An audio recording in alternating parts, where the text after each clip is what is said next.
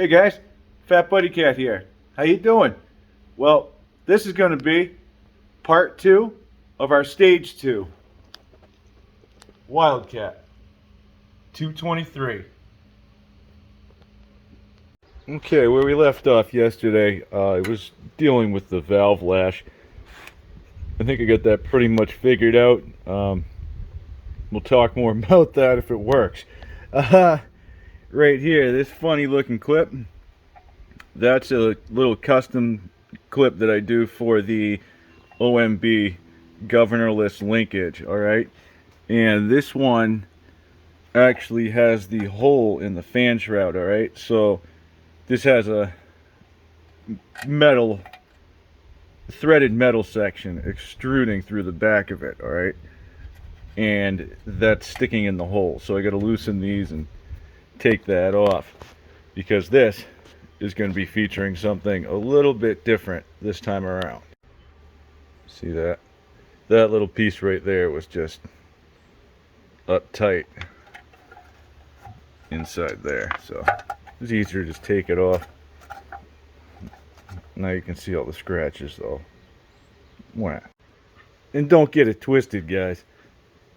We always get a can of that BGP lurking nearby. Alright, so next I'm going to attempt to put on my first slide carburetor. Alright guys, I was waiting for this one specifically from EC Carburetors. Okay, yeah, this is a WC22, but this is also tuned for the Wildcat. Okay, so hopefully this is a little more forgiving on the guy. And if not, go up in the description and look at the long list of links that I have.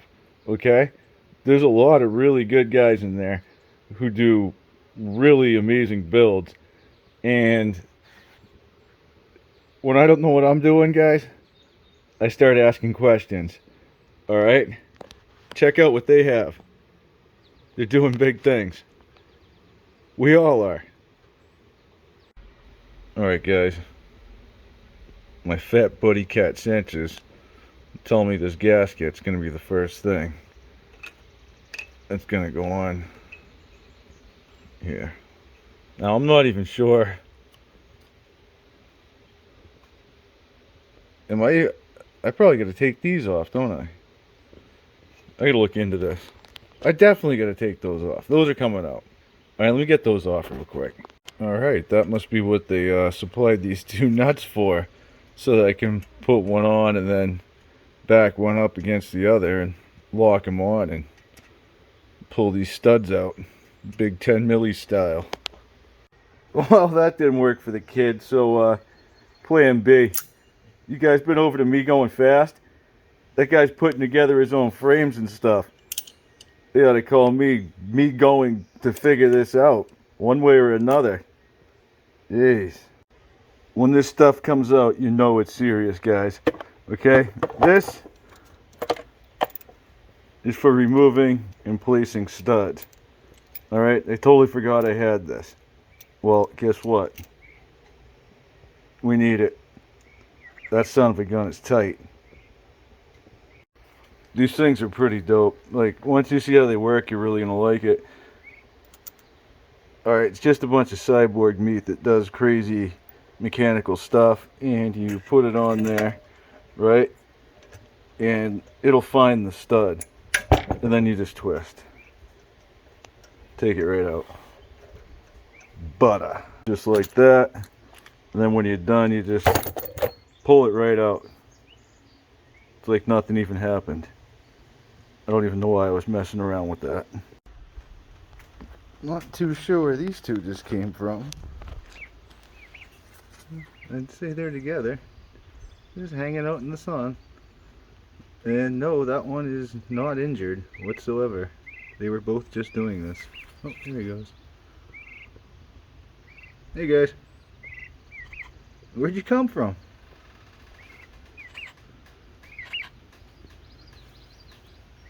Yeah. Hey, nice to meet you. Isn't that something? Oh, hang out. Maybe you'll learn something with me. Well, now that we've made a couple friends, I got these studs out, and now I'm going to be putting on the gasket. Alright, this only has the D-shaped port on one side, so at least somebody's helping me out. Okay, so I took, well, I guess it'll be alright. I put the gasket on, the adapter, and these bolts will sit flush from the front. If you don't know where you're going, just look up top. Loud and proud. Okay, I can already tell we're working with quality here. This is really nicely built, machined. The inside of this could use some port matching. Alright, I'm just learning that stuff, but I already understand what it's about, and that's very rigid, that transition in there. So I could go in there and, you know, do our thing, but the head's already on there. That's something you do before, but like I said, this is my first time with one of these. Alright, so obviously this side's gonna go against here so that it has something to bolt to. Here's the thing though, EC, you got me. I only get one of these studs, so when I look at this thing, I think I'm going to put the stud on the left side because I'll have better odds of getting a wrench or something in on that right side. And we'll just try to see if we have a bolt or something to get that where it needs to be for now. Okay, I put that thing in as tight as my little wrench could possibly do without breaking it. So that's got to be good. Now, the great search for the missing bolt. This could take a while, guys. Alright, I got something here that's kind of close to the length that we're going to need.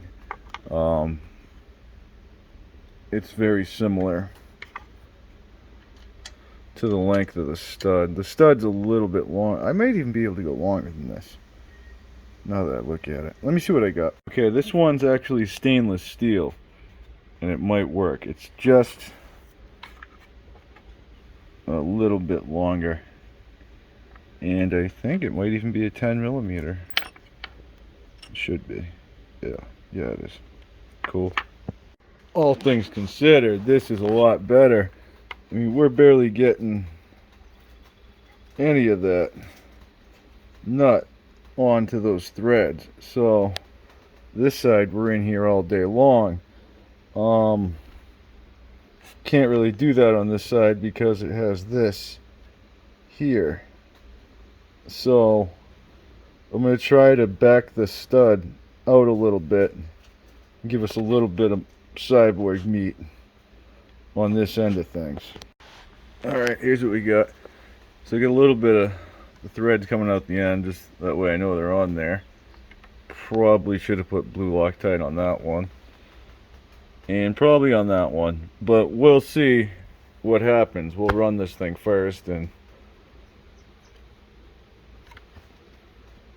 I mean, there's a lot of threads on this side. This side, there's nothing you can do though, unless there's supposed to be another one of these studs and it's maybe slightly longer. Because all you do is you put it onto the stud, right? You put your stud in, then you slide it onto the stud, then you hold, as you're coming up to the stud, right? You hold the bolt up to the face of the carburetor right here, and then you twist it in as you go, right? So this could actually come out a little bit longer, all right, as long as you can get it off, I guess. at least here you can maybe get an Allen's wrench in and hold it and then twist it. I don't know, just my thoughts. So put a lock washer on this side. It feels good. This is the part where I'm really gonna have to probably ask for help. Let me see what I can do. Okay, so now I need to find a plug for this manifold. Alright, well, we're off to the hardware store. We need a plug that's threaded like that, and might as well see if we can get one of those studs. It's gonna be that same thread right there. Alright guys, I'm back from the hardware store. I got a bunch of stainless steel stuff. Okay, these were the threads that I needed. The longer ones here, I got these to cut down to make studs for up in here. Alright, we have the tool to put them in, so we can do that. We don't need them to be this Allen style. Also, I got some stainless bolts like these.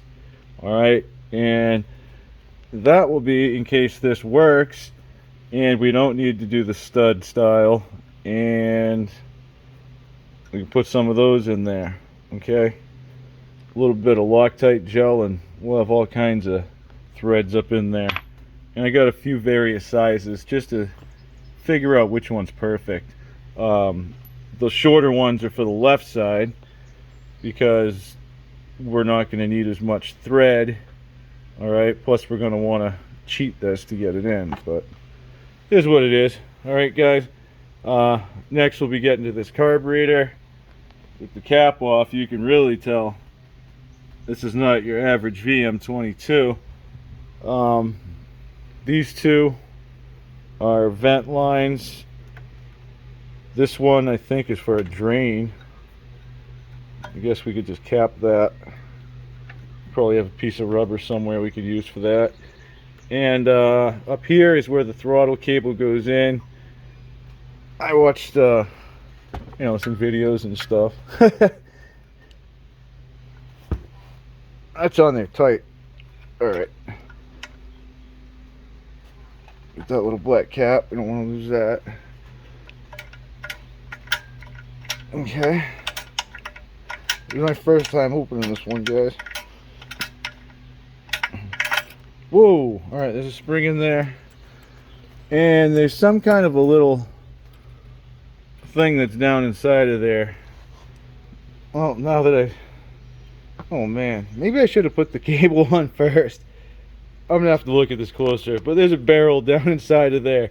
Actually, wait. Oh, I think we just slide right out. And the needle comes to it, everything. I better get two hands on this. Okay, so I just slid my pinky in there and pulled this bad boy out. And there's our needle.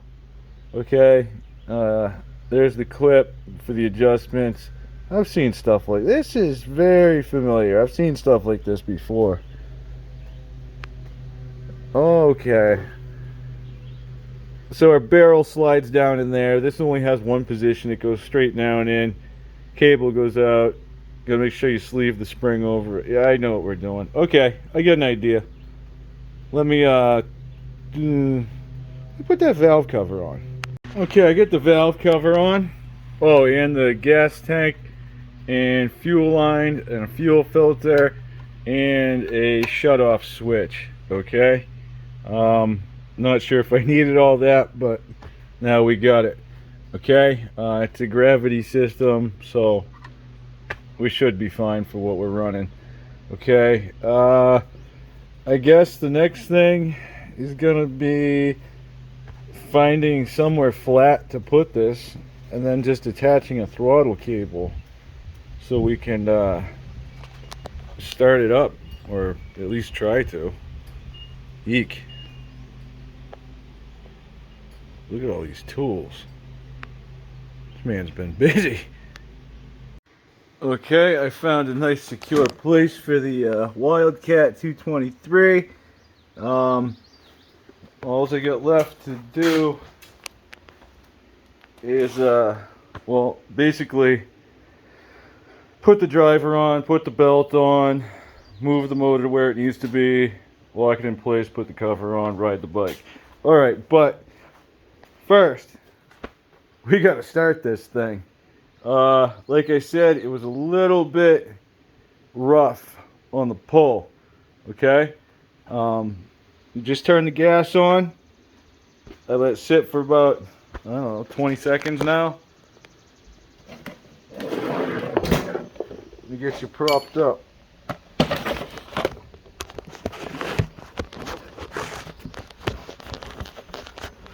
I don't know if I have to choke this thing or what.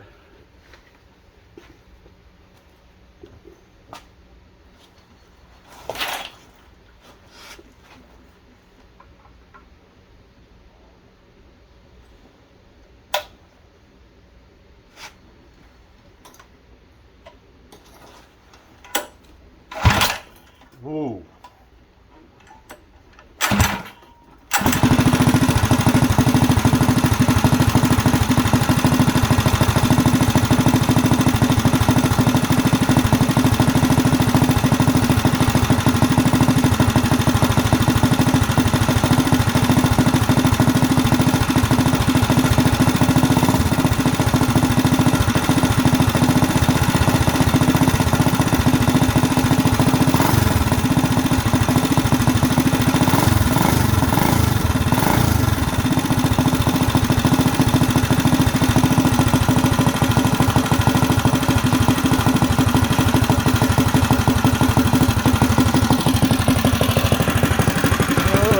Pretty smooth to me.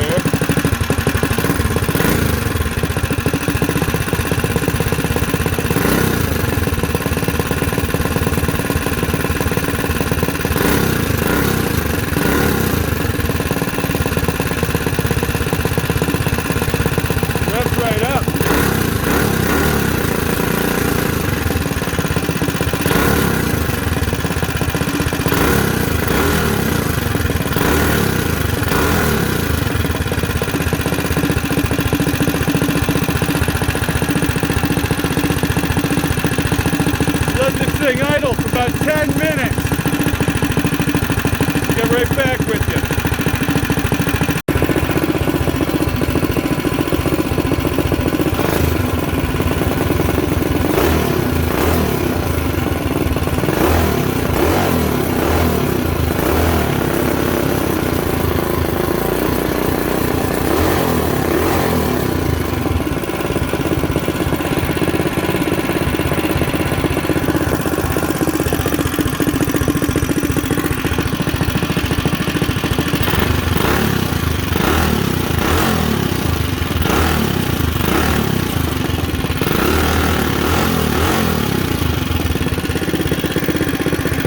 Okay, so I let this thing run for a little bit.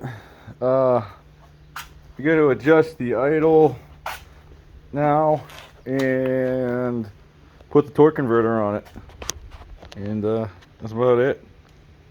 Take it for a ride. Alright guys, I think I got this thing pretty well tuned in.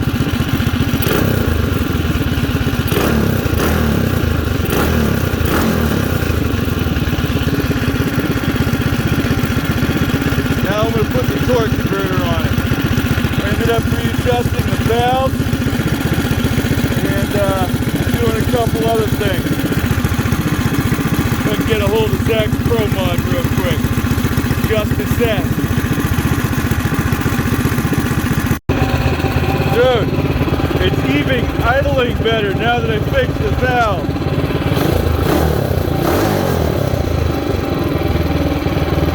That was shake, rattle, and rolling before. Big thanks, brother. Good.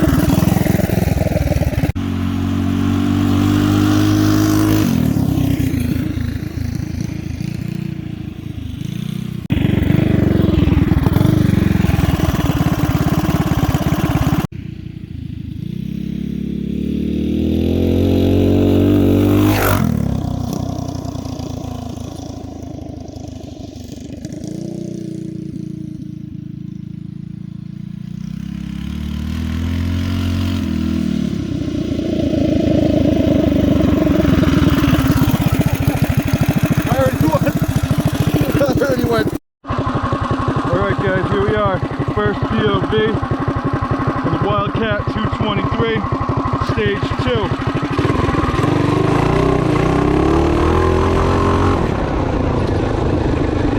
This thing's a beast. Highly recommend this.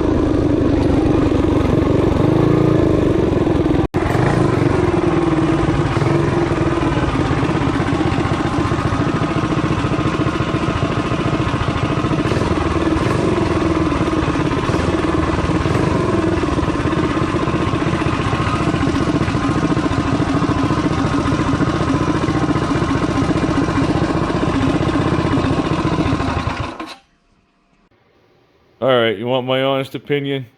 Awesome. Absolutely awesome. This Stage 2 kit from EC Carburetors, guys, complete game changer. This really unleashes the Wildcat 223. The throttle response is absolutely perfect. I'm not getting any bogging or anything yet. I checked my plug. I was a little rich at first, alright, but I actually think that had to do with fluids moving around in the engine before I started it. So I think there was a little bit of oil up on the top of the cylinder, and that just burned off and got some soot on the plug. Besides that, and adjusting the valves, I've had no issues. I just ran the thing for about an hour. The chain could use a little bit of tension. The tires definitely got to go. I went down in the first turn on my second lap. Alright, the bike low-sided. I corrected. The tires didn't agree. The rear end got cattywampus. The front end decided to grab and track, and then it sort of like started to come around hard that way and ejected me from the mini bike. So I didn't expect it, but at least we had boots on. I was wearing a helmet, so I think I'll be all right. Didn't really catch my knee at all. It was a clean fly. All right, and I got the tuck and roll, but I don't know. My rib might be a little bit sore this time, guys. Oh, it definitely is. I can feel it. Yeah. So, tires, safety equipment. All right, those are going to be a must to push this bike. Maybe tomorrow I'll try a different helmet that I have. I'll get out and try to get a lap time, or a top speed anyway. As far as lap time, I think I left a full lap in the action shots. So that one lap, I think it was like 24 seconds. Okay, I was more towards 30 last time. All right, I'm not going to say exactly where, but it was in the low 30s. All right, so if I was doing around 40 on this bike before, yeah, I don't think the 62 sprocket is going to be a problem. I think we're going to kind of push through that a little bit, but we'll see, guys. I think the next thing we're going to have to do is maybe change the front sprocket on this. All right, but other than that, we got to see what those tires are going to do to this thing. It needs them bad, real bad. Well, I'm going to go recover for the night, guys, and get ready for some more action tomorrow. All right, because it's always a work in progress. Have a good night. Thanks for watching.